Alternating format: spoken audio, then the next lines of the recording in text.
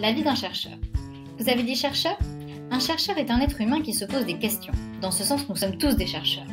Mais le chercheur est aussi un trouveur de solutions, un véritable solutionnologue. Contrairement à ce que l'on pense, la recherche n'est pas un travail isolé, mais plutôt un travail collectif. C'est pourquoi elle est souvent menée au sein d'équipes interdisciplinaires et aussi en partenariat avec des acteurs sociaux et économiques qui ont des attentes très diversifiées. Les projets entrepris par des chercheurs visent généralement à combler un trou dans les connaissances scientifiques actuelles pour tenter d'améliorer la vie quotidienne du plus grand nombre. Le quotidien d'un chercheur ou la vie d'un surmené. Jusque-là, tout est simple. Mais vous êtes-vous déjà demandé en quoi consistait la vie cachée d'un chercheur ?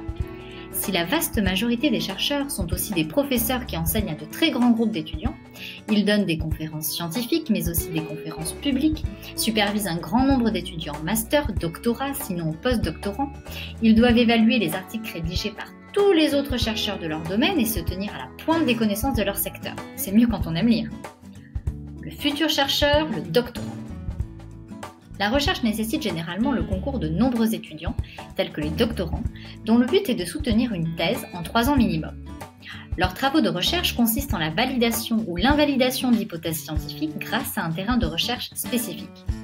Si le travail de recherche est souvent associé à l'image d'Épinal d'une personne qui porte une blouse et manipule des souris, le chercheur en sciences sociales s'intéresse à des populations plus variées.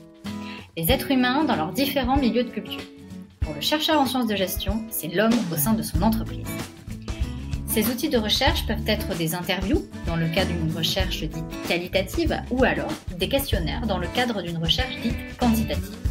Ainsi, en répondant aux questionnaires, vous participez vous aussi au cœur de la recherche scientifique.